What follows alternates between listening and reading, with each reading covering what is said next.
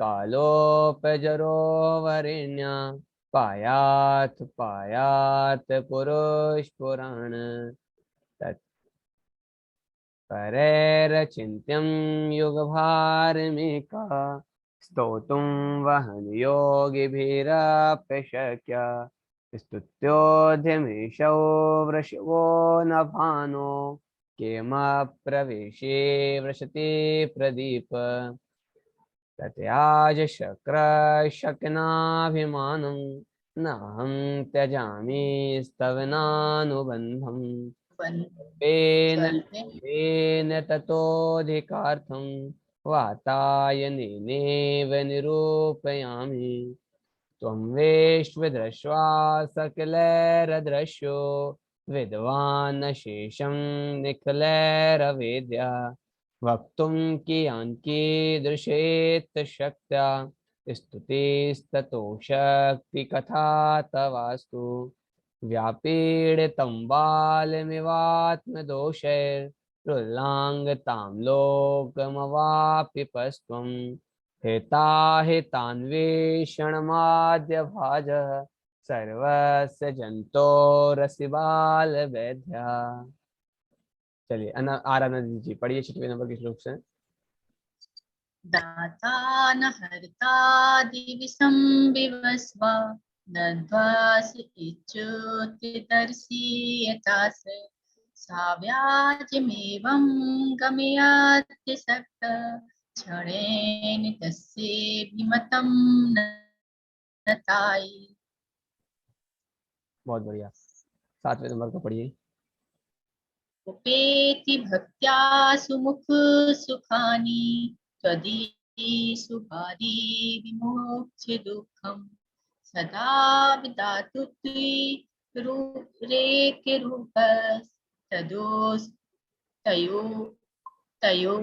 तयोस्तुमादर्श इवा भवासि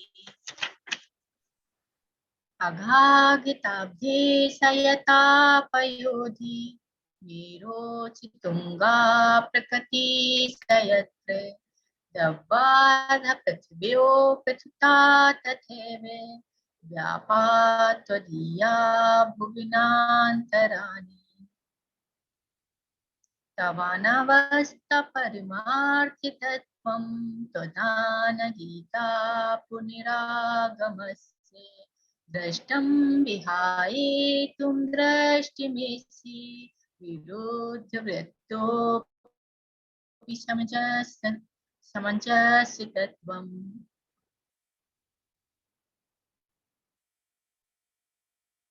तवानवस्था परमार्थतत्त्वं त्वया न गीता पुनरागमस्य दृष्टं विहाय त्वमदृष्टमीशै विरोधवृत्तोऽपि समञ्जसत्वम्। हाँ 10वां पढ़िए। स्मरासु दग्धो भवितेव तस्मिन् उद्धूलितात्मा यदि नामिष्टम्भु अशेष बन्धोपहतोऽपि विष्णु किं गृह्यते भवानि जागा सानीर्जा स्यात् परो भवान् वा तद्दोषिकीयेव न ते गुरित्वा सहितो मुरासिर्महिमान देवे कपातेन जलाशयस्य। बहुत बढ़िया। हाँ अभी मैं आपको सुना देता हूँ, क्लास रिकॉर्ड कर दीजिए आप और फिर आप दोबारा से वापस मुझे वो बना देना है, वो होस्ट बना देना।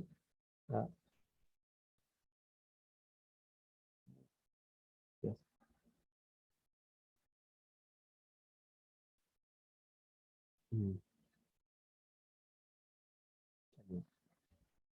12वें नंबर का श्लोक पढ़िए अनुक्रम दीदी जी।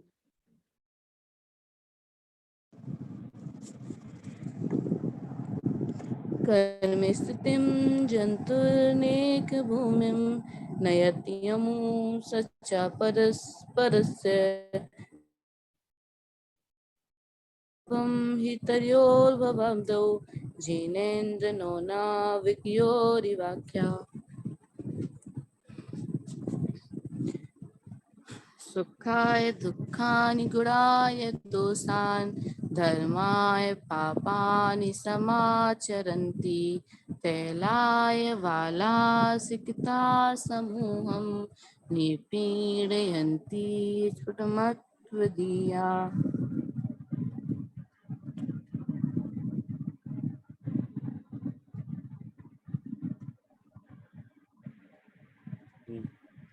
विशापुरं नलिमोषधानि मंत्रं समुद्देश्य रसायनं च भ्रम्यन्तयो न त्वमिति स्मरन्ति पर्याय नामानि तवैव तानि।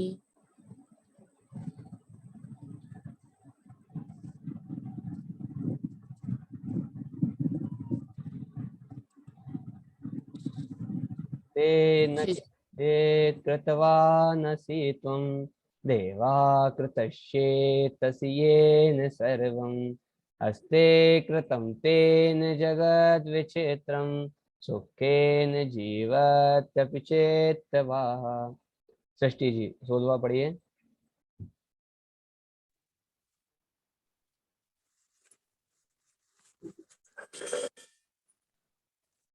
भैया जी 16वां नहीं आया अभी। हाँ आ गया होगा, देखिए आप अच्छे से आ रहा होगा अभी। नहीं त्रिकालितत्वं त्रिकालितत्वं त्वविस्त्रलोकिं लोकिं स्वयमीति संख्यानि ते तरिमीपयन्ति बोधा बोधिपश्य प्रतानि भविष्यन्ति ते यानि अपि चेद भैया ये नहीं आ रहा मुझे, चलिए कोई ये बात, बता दो फिर से मैं एक बार पढ़ता हूँ। जी। त्रिकालतत्त्वं त्वमवैस्त्रिलोके स्वामीति संख्यानियतेरमीषां बोधाधिपत्यं प्रतिना भविष्यत् तेनेऽपि चेद्व्यापस्दमो न पीदम्। 17वां पढ़िए।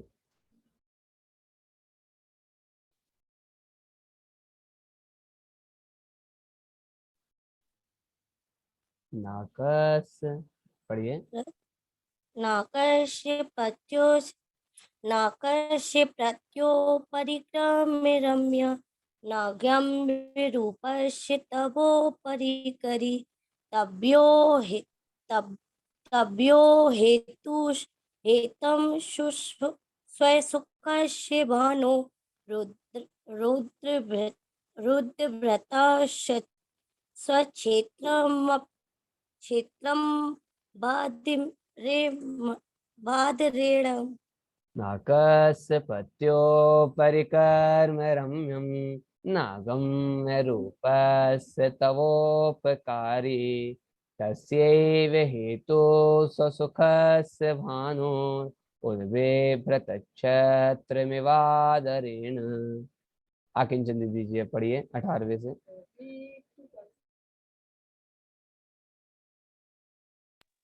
आप तो तुम्हारी आवाज है ना क्लियर नहीं आ रही है।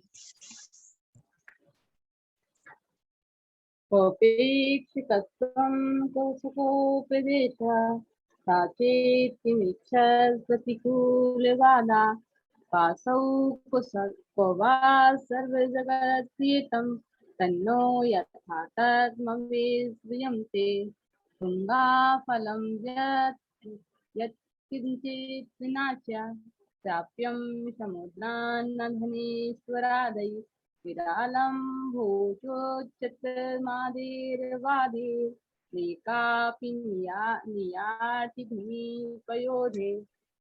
फिर से पढ़िए, हमारे वाला देखिए।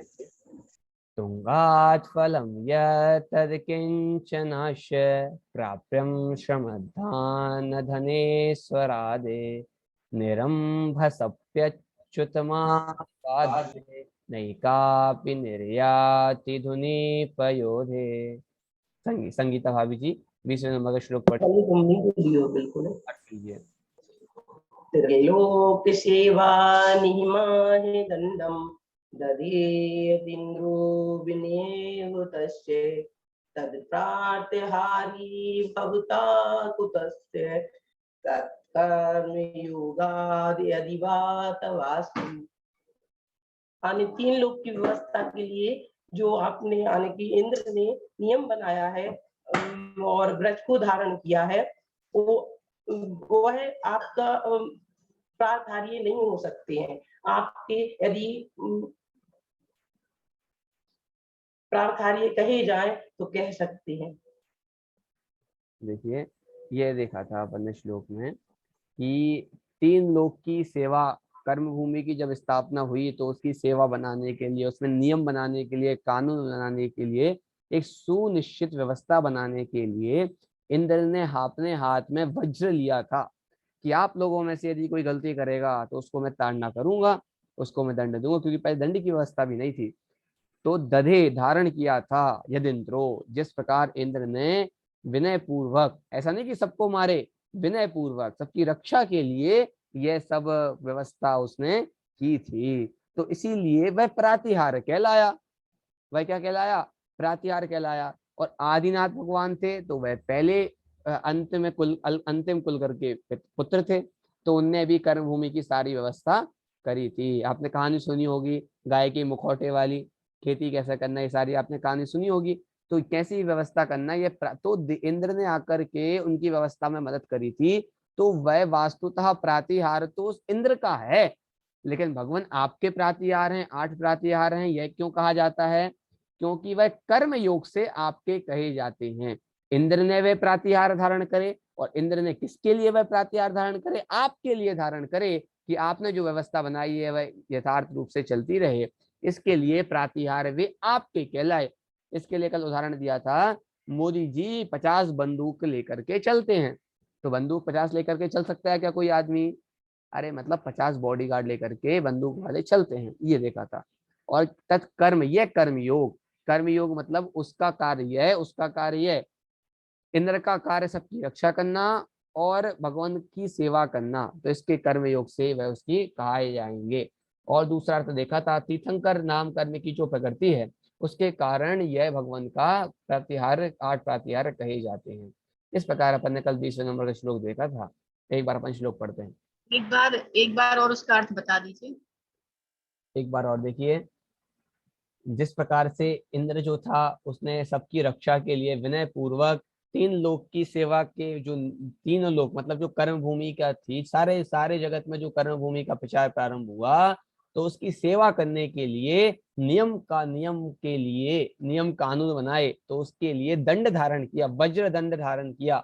इंद्र का चिन्ह है वज्र, तो वज्र दंड धारण किया था, है ना। उसी प्रकार हे भगवान, उस इंद्र ने जो वज्र धारण किया था ना, वह आपकी सेवा के लिए उसने वज्र धारण किया था। क्यों? क्योंकि आपने वस्तु की व्यवस्था सबको बतलाई, और वस्तु की और जगत की व्यवस्था सबको बतलाई। अपन ने देखा था ना, परैर अचिंत्यम युग भार में कहा, आपने युग के भार को अकेले ही झेला, किसी की सहायता नहीं ली, लेकिन उसके लिए इंद्र ने आकर के अपने हाथ में दंड धारण किया, वज्र धारण किया, और तभी से इंद्र का चिन्ह वज्र कहलाया।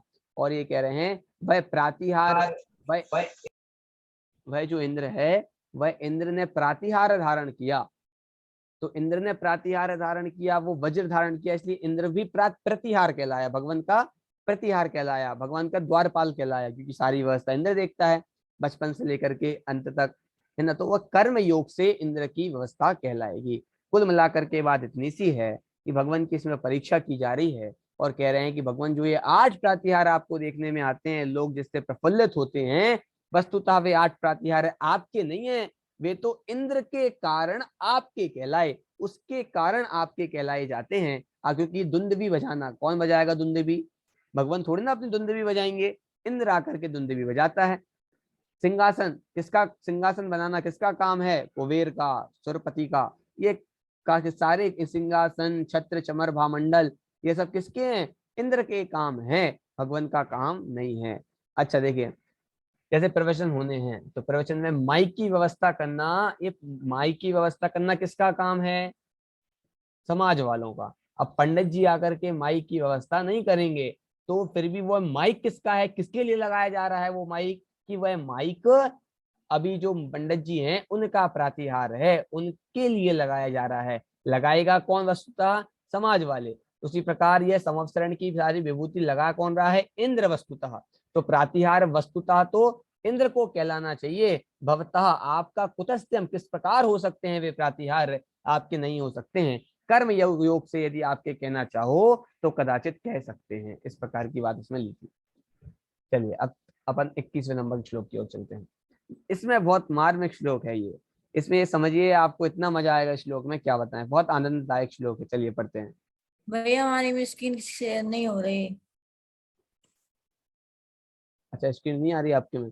अच्छा, तो आप एक नहीं। काम कीजिए। आप ग्रुप पे पीडीएफ डालिए, पीडीएफ खोल करके देखिए, या फिर तो एक बार मीटिंग से निकलने के बाद दोबारा ज्वाइन कीजिए, कोशिश कीजिए। चलिए पढ़ते हैं। श्रिया परं पश्यति साधुनिष्व श्रीमान् न कश्चित् कृपणं त्वदन्या यथा प्रकाशे स्थितमन्धकार स्थायीच्छते सौ न तथा तमस्थम्। चलो बात समझ में आया? श्लोक पढ़ें, फिर से पढ़ते हैं एक बार, उच्चारण सब लोग कीजिए दोबारा से।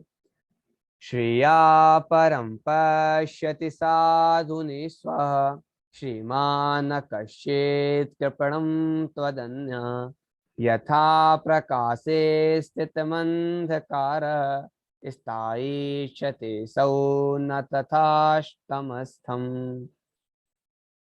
चलिए हाँ, से संगीता पढ़ के बता दो, अगर नेट चला गया तो कुछ आ ही नहीं रहा। चलिए फिर से पढ़ते हैं एक बार। अच्छा, अब सब लोग ध्यान से सुनना है ना।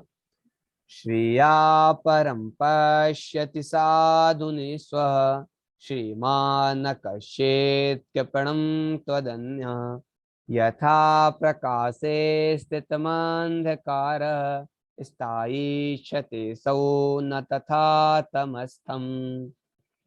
चलिए अनामिक आनंद जी श्लोक का पाठ कीजिए एक बार। श्रिया परं पश्यति साधुनिस्वा श्रीमान् न कश्चित् कृपणं त्वदन्या यथा प्रकाशे स्थितमन्धकार स्थायीच्छते न तथा तमस्त्वम्। तमस्थम। चलिए बहुत बढ़िया।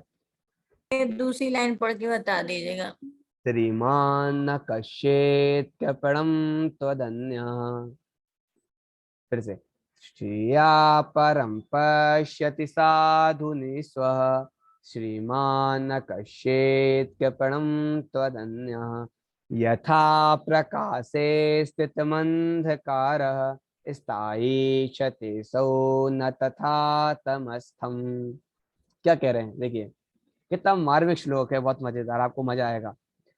त्वदन्या, तो क्या शब्द है? दूसरी लाइन का लास्ट शब्द देखिए, क्या कह रहे हैं? त्वदन्या, त्वद अन्या, आपसे अन्य जो भी जगत है, आपसे अन्य जितना संपूर्ण जगत की बात इस श्लोक में कर रहे हैं। हे भगवान, आपको छोड़ दिया जाए, त्वद अन्य, आपको छोड़ करके संपूर्ण जगत की बात इस श्लोक में करेंगे। अच्छा अब देखिए, अच्छा आपको छोड़ करके संपूर्ण जगत की बात क्यों कर रहे हैं भाई? हमें तो आपकी स्तुति करनी है। संगीता भाभी जी, बात समझ में आ रहा है? धनंजय कवि ने प्रतिज्ञा की थी कि हम आदिनाथ भगवान की स्तुति करेंगे। अब वह संपूर्ण जगत की स्तुति कर रहे हैं, संपूर्ण जगत का स्वभाव बता रहे हैं और कह रहे हैं तदन्या, आपको छोड़ दिया जाए तो संपूर्ण जगत का स्वभाव ऐसा है, यह बता रहे हैं। तो इससे भगवान की स्तुति कैसे होती है, यह भी एक नया प्रयोग आपको देखने में आएगा। संपूर्ण देखिए, ये ऐसा प्रयोग है जैसा कि यह कहना कि संगीता भाभी जी, यदि एकमात्र आपको छोड़ दिया जाए तो घर में सब घर के सारे लोग खराब हैं। क्या बोला? एकमात्र आपको छोड़ दिया जाए तो घर के सारे लोग खराब हैं। तो इसमें किसकी स्तुति है? वस्तुतः वर्णन तो कर रहे हैं घर वालों का, लेकिन वस्तुतः इसमें आपकी ही स्तुति है। एक उदाहरण के लिए बात समझ में आ गई? यदि क्लास के इस होशियार बच्चे को छोड़ दिया जाए तो क्लास के सारे बच्चे उद्दंड हैं। तो इसमें किसकी स्तुति है? वस्तुतः उस एक बच्चे की स्तुति है। तो उसी प्रकार संपूर्ण जगत का स्वभाव बता रहे हैं। एक नया प्रयोग है इस स्तुति में। आपको यह प्रयोग जगत में किसी भी स्त्रोत में देखने में नहीं मिलेगा, कहीं पे भी देखने में नहीं मिलेगा। पर स्तुति वस्तुतः इस प्रकार की जाती है, हर प्रकार से स्तुति की जाती है। तो वही कह रहे हैं कि भगवान त्वदन्या, त्वद अन्य, आपसे अन्य जो भी जगत है सबका स्वभाव ऐसा है। त्वदन्या मतलब आपको घर छोड़ दिया जाए, एकमात्र जगत में आपको छोड़ दिया जाए, तो संपूर्ण जगत का स्वभाव ऐसा है। कैसा है स्वभाव वह बतला रहे हैं, है ना। तो इसमें किस भ्रमित नहीं होना, इसमें स्तुति भी भगवान की ही है ना। यद्यपि आपको लगेगा कि संपूर्ण जगत का स्वभाव बतला रहे हैं, लेकिन जैसे मैंने आपको उदाहरण दिया वैसे इसमें भगवान की ही स्तुति है। देखिए क्या कह रहे हैं, श्रिया, पहला शब्द क्या है? श्रिया। अच्छा, आप लोगों को पता होगा अपन लोग घर के बाहर क्या लिखते हैं? श्री लिखते हैं। क्या लिखते हैं? श्री। श्री का अर्थ क्या होता है भाई? श्री का अर्थ क्या होता है? वैभववान, लक्ष्मीवान। मेन श्री का अर्थ होता है लक्ष्मीवान। क्या होता है? लक्ष्मीवान। ठीक है, इसलिए कभी भिखारी के आगे श्री नहीं लिखते। जिसके पास थोड़ा बहुत पैसा है, अच्छा बढ़िया खाता पीता है, अपने खुद के ऊपर निर्भर है, उसको श्री लिखते हैं। ठीक है, तो क्या बोल रहे हैं? श्रिया। श्रिया मतलब जो श्रेष्ठ लोग हैं, अच्छे लोग हैं, जो बढ़िया बढ़िया लोग हैं, धनवान लोग हैं। मेन क्या बोला? धनवान लोग हैं। वे धनवान लोग, हे भगवान, जगत की ऐसी दुर्दशा है कि जो धनवान लोग हैं, कदाचित जिनके पास धन है, तो वो क्या करते हैं? श्रिया, श्रिया मतलब धनवान जो लोग हैं, परम, परम मतलब वे दूसरे लोगों को, परम मतलब और लोगों को, पश्यति देखते हैं, है ना, साधु अच्छी तरह देखते हैं। क्या देखते हैं? निस्वाहा। निस्वाहा, निस्वाहा मतलब होता है निर्धन, जिसके पास स्व का भी भरण पोषण के लिए धन नहीं है, जिनके पास से 100 का भरण पोषण करने के लिए धन निकल गया है, बेचारे कंगाल हो गए हैं, उनको बोलते हैं निस्वाहा। क्या बोलेंगे? निस्वाहा। तो यह वस्तु स्थिति है भगवान कि जगत के जितने भी धनवान लोग हैं, श्रिया लोग हैं, श्रीमान लोग हैं, श्रीयुत लोग हैं, वे पर लोगों को, अन्य लोगों को, अन्य लोगों को जिनके पास पैसे नहीं हैं, उनके लिए निस्वाहा, उनके लिए निर्धन देखते हैं। क्या देखते हैं? उनके लिए तुच्छ देखते हैं बेचारे। बात समझ में आ गई? क्या श्लोक कि जो निर्धन पुरुष हैं वे मनुष्य को वे अन्य लोगों को निर्धन देखते हैं। दूसरी वाली लाइन का अर्थ होगा, अभी बताएंगे, है ना, आपको सिर्फ शब्द से भी अर्थ बताएंगे।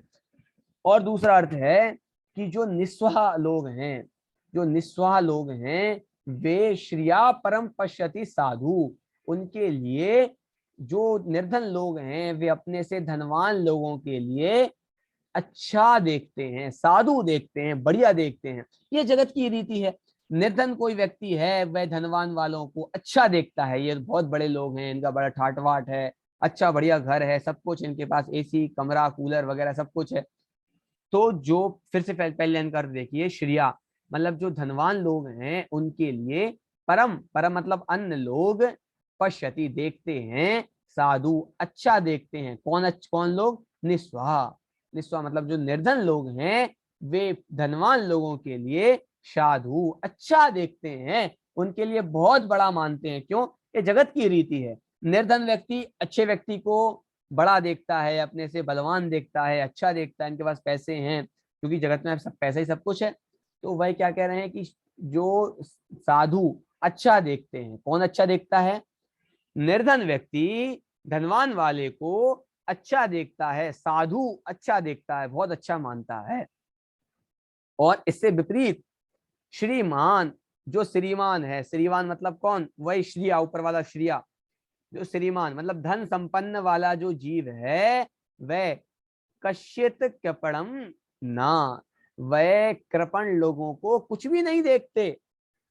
जो धन कृपण मतलब जो कंजूस, मतलब जो गरीब लोग हैं, बेचारे धन से रहित लोग हैं, उनके लिए श्रीमान जो लोग हैं वे उनके लिए कश्चित ना, कुछ भी नहीं देखते, उनके लिए कृपण देखते हैं। उनके लिए, ये अपन जो तदन्या लिखा है इसको भूल जाओ एक बार को, तो तदन्या को भूल जाना है, ठीक है, अभी बाद में अर्थ बताएंगे उसका। या मतलब भगवान को छोड़ दिया जाए तो ये जगत की वस्तु स्थिति है। यह एक तथ्य है, यह एक ट्रुथ फैक्ट है कि जो धनवान लोग हैं वे धनवान लोग अपने से नीचे व्यक्तियों को, जो निर्धन लोग हैं, उनको कुछ भी नहीं गिनते, बेचारों को भिखारी समझते हैं, कुछ भी नहीं गिनते। और जो भिखारी हैं वे अपने से धनवान लोगों को बहुत अच्छा समझते हैं, उनकी भैया हमारे उनसे बराबरी नहीं है। कोई उनसे पूछे कि भाई उनकी शादी है, उनके बड़े, वो बहुत बड़े आदमी है, बहुत अच्छी शादी होने वाली है, उनकी शादी में चलोगे? तो क्या बोलेंगे, अरे भाई हमारी उनके सामने कोई गिनती नहीं है, हमारे पास अच्छे कपड़े नहीं है पहनने के लिए, हम उनकी शादी में जाएंगे तो क्या मुंह दिखाएंगे। तो वह अपने आप को हीन समझता है। कौन? बलवान धनवान लोगों के सामने अपने आप को निर्बल समझते हैं। ये जगत की वस्तु स्थिति है। बात समझ में आ गई? कि फिर से समझिए एक बार, जो धनवान लोग हैं वे धनवान लोग अपने से नीचे वालों को कुछ भी नहीं समझते, और जो निर्धन लोग हैं वे धनवान लोगों को साधु बहुत अच्छा समझते हैं कि अरे बहुत बढ़िया है, बहुत बढ़िया है। उदाहरण दे रहे हैं, यथा जिस प्रकार प्रकाश स्थितम अंधकार स्थायी ईक्षते। क्या बोल रहे हैं, देखिए, जिस प्रकार प्रकाश में स्थित कोई व्यक्ति है, यथा, यथा मतलब जिस प्रकार प्रकाश में स्थित कोई व्यक्ति है, व्यक्ति कहाँ पे स्थित है? प्रकाश में स्थित है, ठीक है, उसको अंधकारम स्थायी ईक्षते। और एक व्यक्ति अंधकार में स्थित है, एक व्यक्ति प्रकाश में स्थित है और एक व्यक्ति अंधकार में स्थित है। बात समझ आ गई? तो अंधकार में स्थित व्यक्ति ईक्षते, देख सकता है। किसको देख सकता है? प्रकाश में स्थित व्यक्ति के लिए देख सकता है। देखिए कितना बढ़िया मार्मिक बात है। देखिए समझिए, एक तो लाइट है, एक और क्या है? लाइट है। और इस समय लाइट नहीं है, अंधकार है। क्या है भाई? अंधकार है। बात समझ आ गई? यहाँ पे अंधकार है, ठीक है, यहाँ पे लाइट है, यहाँ पे देखा जाए तो यहाँ पे प्रकाश है, ठीक है। अब देखिए यहाँ पे एक व्यक्ति खड़ा हुआ है, ठीक है, यहाँ पे एक व्यक्ति खड़ा हुआ है और यहाँ पे एक व्यक्ति खड़ा हुआ है, ठीक है। अब यह जो अब कह रहे हैं, अंधकार में स्थित जो व्यक्ति है वह प्रकाश में स्थित हुए व्यक्ति को देख पाता है, क्योंकि अपन ने साइंस में फैक्ट पढ़ा होगा कि भाई यद्यपि भले हम अंधकार में हैं लेकिन सामने कोई प्रकाश में स्थित व्यक्ति है तो हम उसको देख सकते हैं। आप लोग प्रयोग भी कर सकते हो घर पे जाकर के। आपके घर में बिल्कुल लाइट नहीं है, अंधकार है और आप देखते होगे, आपने जैसे घर का गेट खोला तो बाहर धूप में कोई व्यक्ति खड़ा हुआ है आपके घर में, यद्यपि चूंकि पूरा अंधकार है तो भी वह व्यक्ति अगर प्रकाश में है तो वह अंधकार में स्थित व्यक्ति प्रकाश में स्थित व्यक्ति को देख पाता है। क्यों? क्योंकि लाइट उस पर पड़ रही है। इसके लाइट से अपन देखते हैं, अपनी चक्षु लाइट को कैच करती है। तो यह वस्तु स्थिति है। बात समझ में आ गई? लेकिन उसी प्रकार कह रहे हैं, असौ ना तथा तमस स्थितम, लेकिन तम में स्थित जो व्यक्ति है, जो अंधकार में स्थित व्यक्ति है, असौ ना, उसके लिए प्रकाश में स्थित हुआ व्यक्ति नहीं देख पाता। ये फैक्ट है। कितने लोगों को बात समझ में आ गई? ये देखो थोड़ा सा प्रयोग है, ये विज्ञान है, ये विज्ञान कितना बड़ा विज्ञान है। दूसरी लाइन का नहीं आया समझ में, बस इसकी दूसरी लाइन का समझ में नहीं आया। दूसरी लाइन अभी फिर से करते हैं अपना, है ना। आपको ये उदाहरण समझ में आ गया, सिद्धांत समझ में आ गया? हाँ, हे भगवान, अगर आपको छोड़ दिया जाए तो संपूर्ण जगत की स्थिति ऐसी है कि जिस प्रकार जो धनवान व्यक्ति है वह धनवान व्यक्ति निर्धन व्यक्ति को कुछ भी नहीं गिनता, और निर्धन व्यक्ति है वह धनवानों को बहुत बड़ा बड़ा मानता है कि अरे इनके सामने हमारी क्या गलती है, बहुत बड़े हैं। जिस प्रकार अंधकार में स्थित हुआ व्यक्ति प्रकाश में स्थित हुए व्यक्ति को देख पाता है, उसको बहुत बड़ा मानता है, अच्छा समझता है, लेकिन जो प्रकाश में स्थित हुआ व्यक्ति है, स्वयं प्रकाश में स्थित है, फिर भी अंधकार में स्थित हुए व्यक्ति को नहीं देख पाता। यह वस्तु की स्थिति है, इस जगत की स्थिति है। कितना मार्मिक उदाहरण है। आज जो विज्ञान जिस पे फिदा है, जिस सिद्धांत पे फिदा है, लाइट का जो चैप्टर है विज्ञान में, उसकी नींव ये है 21वां श्लोक। कितना मार्मिक श्लोक है। बात समझ में आ गई आपको? ये 21वां श्लोक कितना महत्वपूर्ण है। अब ये कह रहे हैं कि भगवान यह तो जगत की स्थिति है, तो धन्या यह बात जगत में तो सबको लागू होती है। जो धनवान व्यक्ति है वह निर्धन लोगों को कुछ भी नहीं गिनता, लेकिन आपके संबंध में यह बात लागू नहीं होती। आपके संबंध में यह बात लागू नहीं होती। क्यों लागू नहीं होती? क्योंकि हे भगवान, आप जो हम लोग हैं, हम लोग आपको तो बड़ा मानते हैं, यह तो ठीक है, यह तो बराबर है बात। जो दूसरी वाली लाइन है वो तो ठीक है कि जो हम लोग निर्धन हैं, हमारे पास केवल ज्ञान नहीं है, तो हम आपको तो बड़ा मानते हैं, किंतु आप किसी को छोटा नहीं मानते। आप केवल ज्ञान रूपी लक्ष्मी से सहित होने के बावजूद भी किसी को आप छोटा नहीं मानते कि अरे ये तो छोटे हैं। जिस प्रकार जगत में धनवान व्यक्ति निर्धन व्यक्ति को कुछ नहीं गिनते, उसी प्रकार आप केवल ज्ञानी हो और हम सब मतिश्रुत ज्ञानी अल्प ज्ञानियों को कुछ भी नहीं गिनते, ऐसा आपके संबंध में नहीं कहा जा सकता। यह व्यतिरेक उदाहरण है, यह अपोजिट, जिस प्रकार जो उदाहरण है उससे अलग कर करके आपको बतलाया जा रहा है। कितना मार्मिक बात है, आपको समझ में आ रही है कि यह जो बात है, देखो आप लोग अर्थ करते हुए गड़बड़ मत कर देना, बहुत मार्मिक अर्थ है इसका।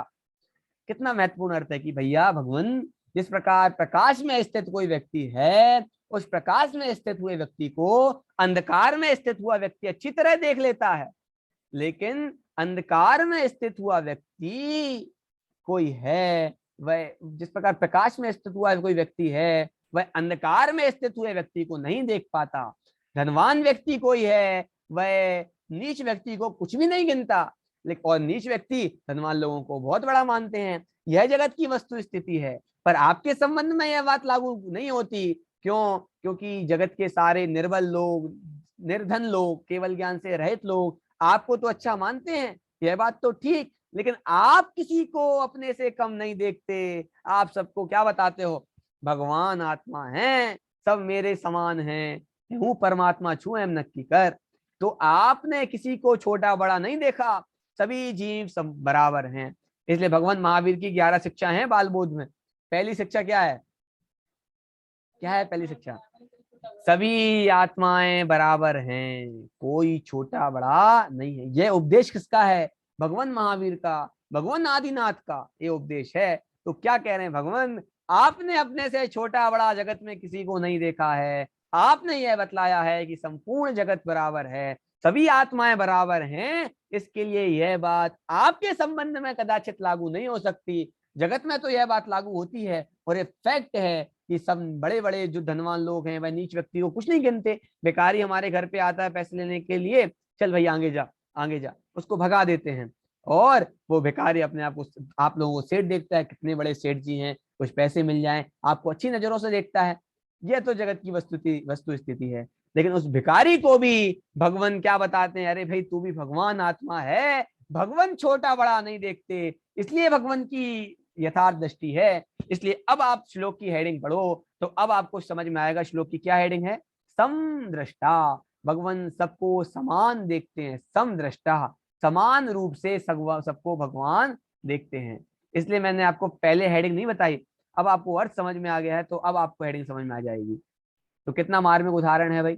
मैं समझता हूँ आप लोगों को श्लोक समझ में आ गया होगा, ठीक है, अर्थ समझ में आ गया होगा। चलिए लास्ट की 2 लाइन का अर्थ कर लेते हैं। यथा, अच्छा लास्ट की सॉरी दूसरी लाइन का अर्थ कर लेते हैं। श्रीमान, श्री जो धन से युक्त, श्रीमान, श्रीमान कौन कहलाता है? श्री से युक्त है ना। धनवान कौन कहलाता है? धन से युक्त। विद्यावान, जो विद्वान, कौन कहलाता है? विद्या से युक्त। श्रीमान मतलब पैसों से युक्त, धन से युक्त। ना, कुछ भी नहीं गिनता। कश्चित, कश्चित मतलब कुछ भी ना, ये जो ना लिखा है ना, ये अलग हो जाएगा। तो ना, कश्चित ना, कुछ भी नहीं। कृपणम, कृपणम मतलब धन जो निर्धन लोग होते हैं उनको भी कृपण बोलते हैं। कंजूस तो यद्यपि कृपण का कंजूस होता है, फिर भी जो निर्धन लोग हैं उनको भी कृपण बोला जाता है। तो कृपण, तो जो श्रीमान लोग हैं, जो धनवान लोग हैं, वे कृपणम निर्धन लोगों को कश्चित ना, कुछ भी नहीं गिनते। ये तो हमारे सामने कुछ भी नहीं है, ये गिनते हैं। और श्रिया परम, जो धनवान लोग हैं उनके लिए निस्वाह, जो गरीब लोग हैं, वे परम पश्यति साधु, वह उनके लिए अच्छा देखते हैं, बढ़िया देखते हैं। और उदाहरण कितना मार्मिक है कि प्रकाश में स्थित हुआ व्यक्ति है, उसको अंधकार में स्थित हुआ व्यक्ति देख लेता है, लेकिन अंधकार में स्थित हुआ कोई व्यक्ति हो, वह अंधकार में स्थित कोई व्यक्ति है, वह प्रकाश में स्थित हुआ कोई व्यक्ति है, उसको तो देख लेता है, लेकिन प्रकाश में स्थित हुआ व्यक्ति अंधकार में स्थित हुए व्यक्ति को नहीं देख लेता। अब आप लोग श्लोक का अर्थ करो तो उदाहरण में भी और सिद्धांत में भी बोलते समय ध्यान रखना है ना, क्या बोलना है, थोड़ा सा सोच समझ के बोलना है आपको। चलिए श्लोक पढ़ते हैं और उसका अर्थ करते हैं एक बार। हाँ, अनुक्रम दीजिए, श्लोक पढ़िए और उसका अर्थ कीजिए। श्रिया परं पश्यति साधु निष्वा श्रीमान् कच्चित् कृपणं तदन्या यथा प्रकाशस्थितमन्धकार स्थायी च तेषौ न तथा तमस्थम्।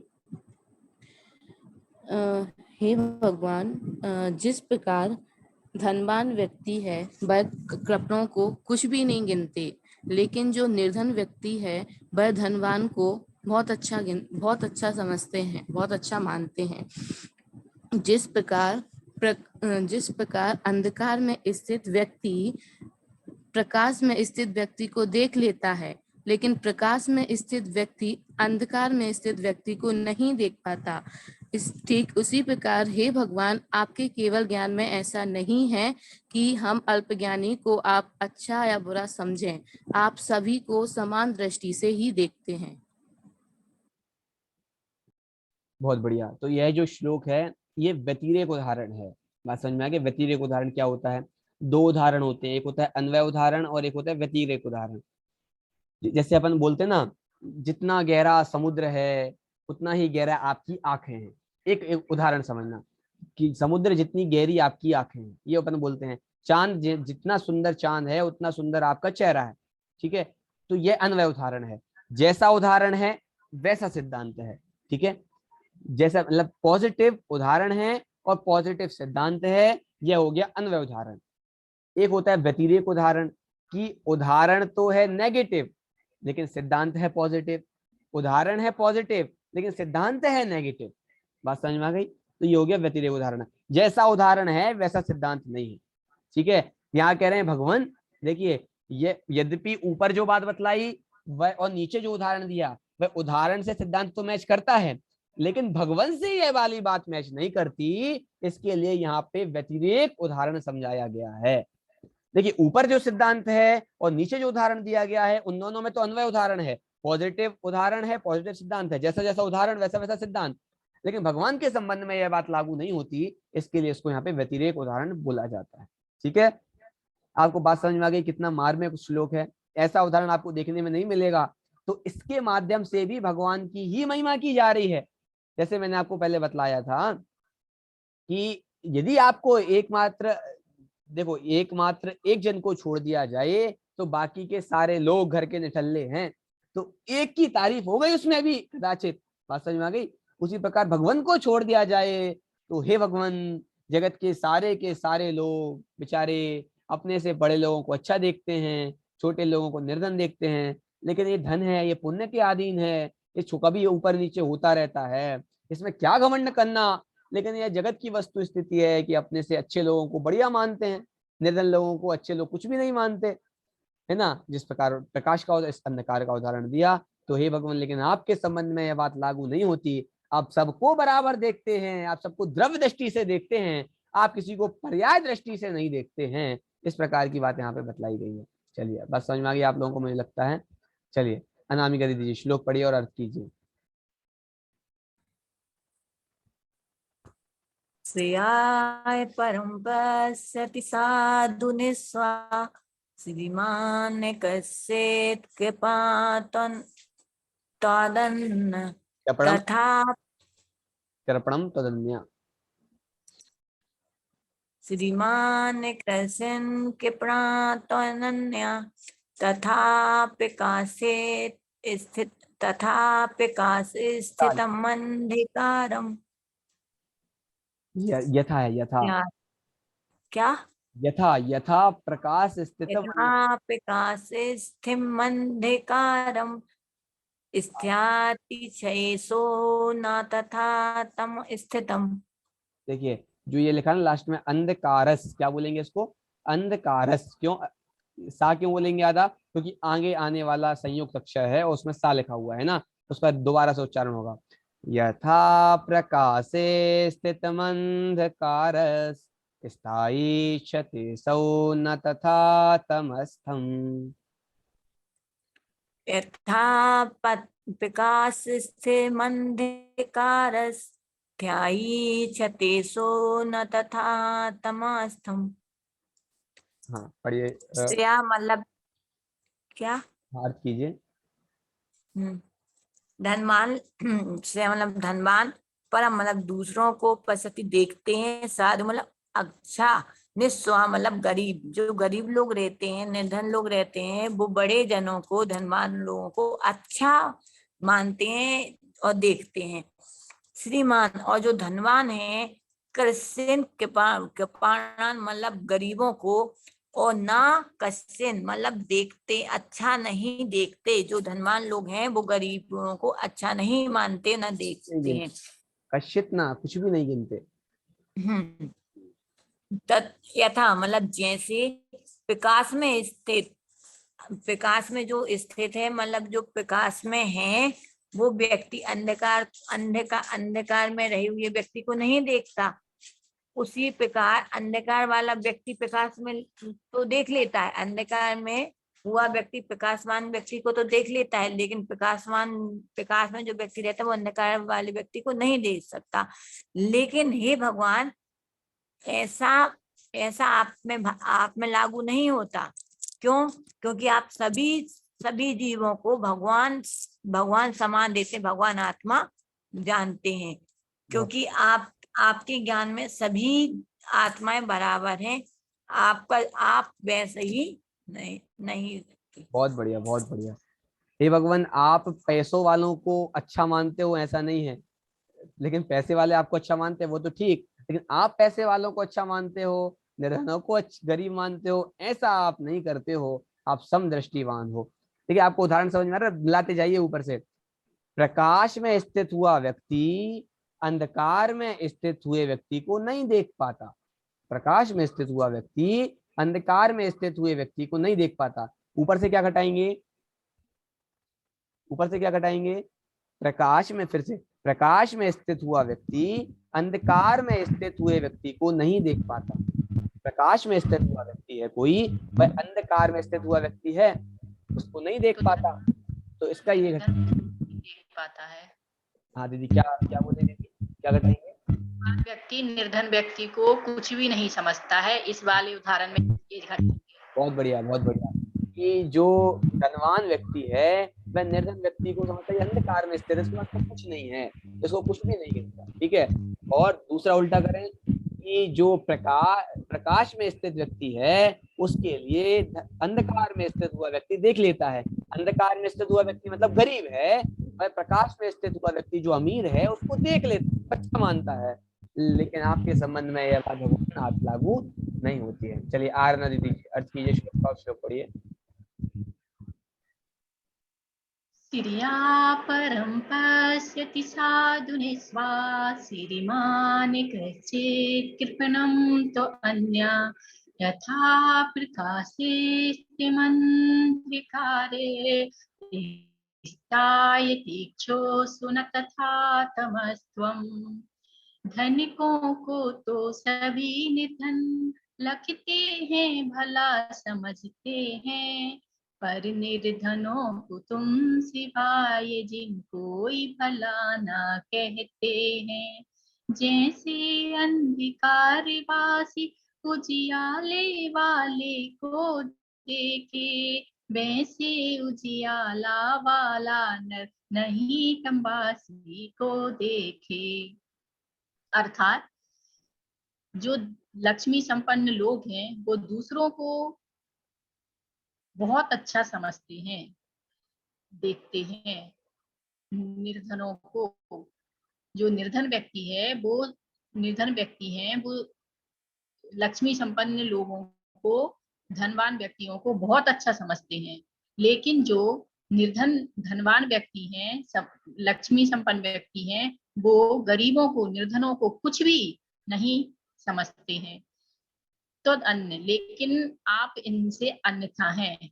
तथा जिस प्रकार प्रकाश में स्थित व्यक्ति अंधकार में स्थित व्यक्ति को नहीं देख पाता, और अंधकार में स्थित व्यक्ति है वो प्रकाश में स्थित व्यक्ति को देख लेता है, लेकिन भगवान आप तो इनसे अन्यथा हैं। अर्थात यहाँ व्यक्तिरेख उदाहरण है कि जैसा उदाहरण में है वैसा सिद्धांत में नहीं है। भगवान लक्ष्मी संपन्न व्यक्ति को भी और निर्धन व्यक्ति को भी, दोनों को भी समान ही देखते हैं, समदृष्टि से देखते हैं, अर्थात वह जगत के समस्त पदार्थों को यथास्थित देखते हैं, छोटा बड़ा गरीब अमीर इस अपेक्षाओं से नहीं देखते, वो तो सबको समान दृष्टि से देखते हैं। इसलिए हे भगवान आप समदृष्टा हैं।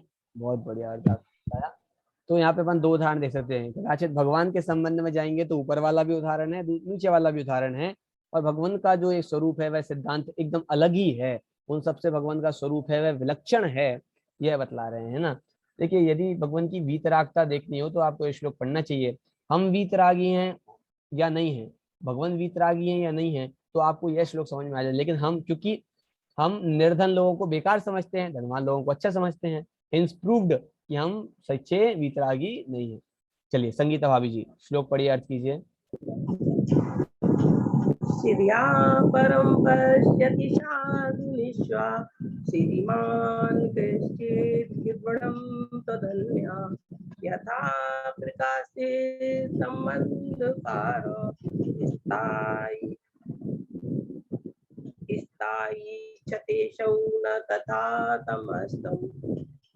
यानी कि जिस प्रकार धनवान व्यक्ति निर्धनों को कुछ भी नहीं मानते हैं और निर्धन व्यक्ति धनवानों को बहुत बड़ा देखते हैं, जिस प्रकार प्रकाश में स्थित व्यक्ति अंधकार में स्थित व्यक्ति को नहीं देख सकता है, उसी प्रकार देख सकता है, और अंधकार में खड़ा हुआ व्यक्ति प्रकाश में खड़े हुए व्यक्ति को देख लेता है। लेकिन आप केवल ज्ञानी रूपी लक्ष्मी से स्थित होते हुए भी आप सब जीवों को एक समान मानते हैं, देखते हैं, आप समदृष्टा है। बहुत बढ़िया। चलिए, धन को तो सभी निधन लखते हैं, भला समझते हैं, पर निर्धनों को तुम सिवाय जिनको ही भला न कहते हैं। धनकों को तो सभी निधन, जो धनवान व्यक्ति है, सभी निधन मिलकर के उस धनिक व्यक्ति को लगते हैं, बहुत उसकी सेवा शुश्रूषा करते हैं, भला समझते हैं, अच्छा समझते हैं, पर निर्धनों को तुम सिवाय जिनको ही भला न कहते हैं।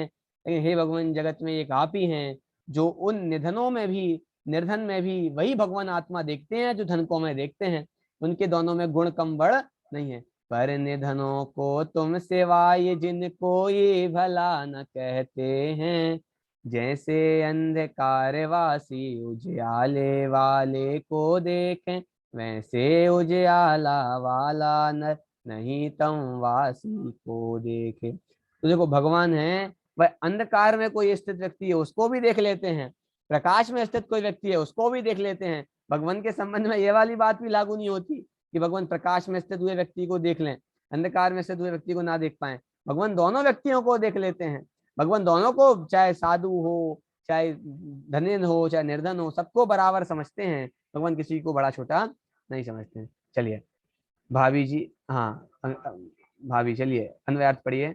हाँ,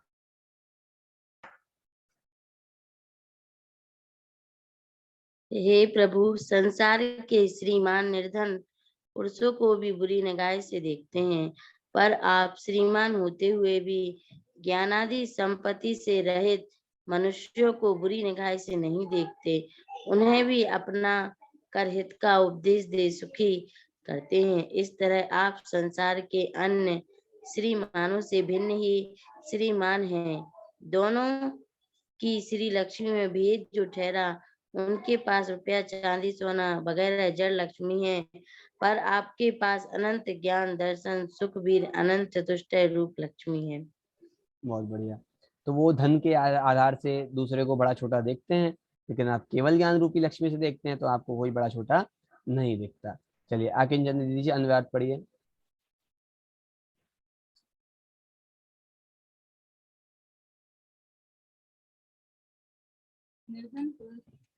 एक मिनट देखिए, हाँ पढ़िए।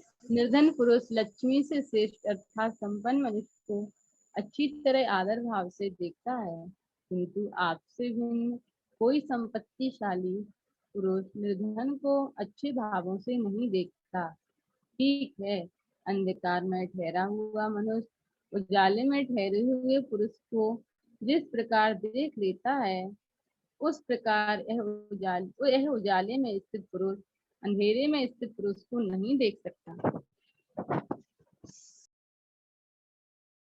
चलिए बहुत बढ़िया। इस प्रकार आज हमने कौन सा श्लोक देखा, ये अपना 21वें नंबर का श्लोक देख लिया। चलिए श्लोक पढ़ते हैं, इसके बाद अपना क्लास पॉइंट करेंगे, है ना।